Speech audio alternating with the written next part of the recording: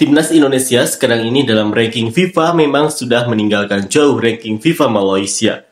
Indonesia berada di peringkat 123, sementara itu Malaysia berada di peringkat 131. Maka dari itu, Malaysia harus segera membenahi sistem persepakbolaan mereka jika tidak mau tertinggal semakin jauh.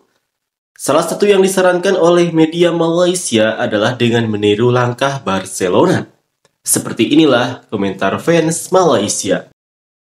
Perbandingan yang tidak seimbang, sistem dan lingkungan sepak bola yang berbeda, pemain muda yang memiliki potensi tidak bisa menghasilkan uang dari pasar jual beli. Selain itu, ada resiko bagi klub yang selalu diharapkan oleh para pendukung dan sponsor untuk meraih hasil yang baik dan kesuksesan secara instan.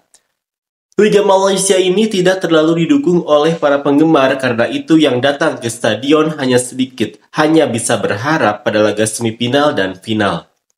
Sudah saatnya dibentuk liga-liga sekolah selain liga klub yang diikuti oleh anak-anak melalui orang tua mereka. Jika liga-liga sekolah dibentuk selain MSSD, akan tercipta banyak peluang kerja serta meningkatkan kualitas pemain muda dan pelatih muda yang baru lolos diploma atau sertifikat. Masalahnya di Malaysia, ketika sudah ada uang, mereka malah menggunakannya untuk merekrut pemain asing. Setelah itu, uang habis dan pada saat yang sama pengembangan akademi tidak bisa dilakukan. Pemain pun tidak dibayar gajinya. Lalu para penggemarnya yang bodoh bilang liganya sudah rusak. Kita sudah membina, mengasah bakat, tapi kemudian jadi meredup karena yang terus diberi kesempatan bermain justru pemain asing. Aku tidak setuju. Aku rasa Liga Malaysia perlu membuat aturan seperti Bundesliga 50+1.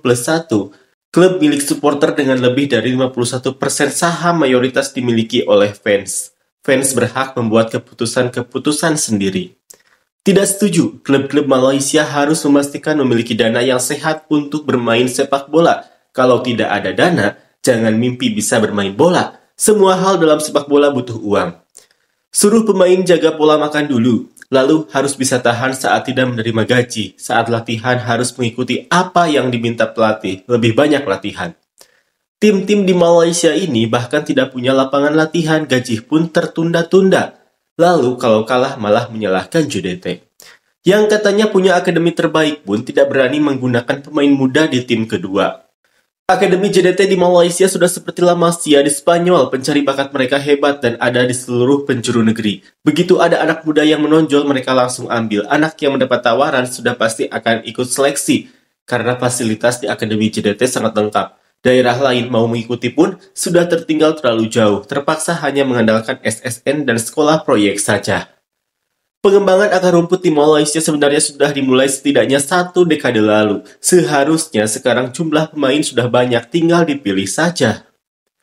Ada tuh klub yang katanya paling hebat, tapi dalam 14 tahun cuma 1 pemain yang berhasil, itu pun asalnya dari akademi lain. Setuju, kalau dipikir-pikir manajemen Barcelona juga payah, tapi mereka pintar dalam mengembangkan pemain muda. 2-3 tahun lalu pun mereka kesulitan membayar gaji pemain.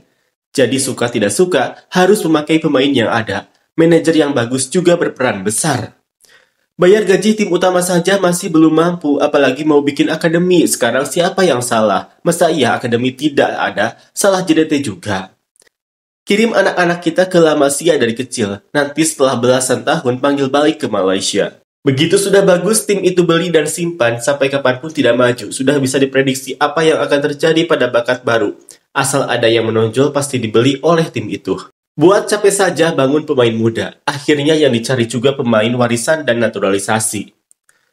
Sudah solid nanti pemain muda. Tim baru-baru mulai merancang rencana 4 tahun. Tiba-tiba JDT sapu pemain itu. Ulangi terus skrip itu sampai habis. Bubarkan saja liga ini. Sudah diasah tim kaya beli buat pekasam. Beli kalau pakai nggak apa-apa. Sekedar buat melemahkan tim lawan. Di Malaysia harus ada koneksi dulu, baru bisa main. Ada bakat pun tidak ada gunanya. Strategi ini tidak berfungsi di Malaysia, sudah banyak buktinya.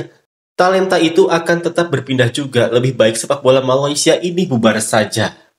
Tidak sesuai karena liga kita tidak punya sistem jual beli seperti liga lain. Tidak ada gunanya mengembangkan pemain. Lalu tiba-tiba diambil oleh tim lain tanpa mendapatkan bayaran.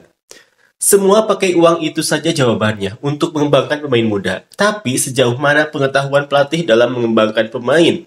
Bukan hanya sekedar lulus ujian kejuruan. Pada akhirnya pengertian develop itu harus dipahami dengan benar oleh anak-anak.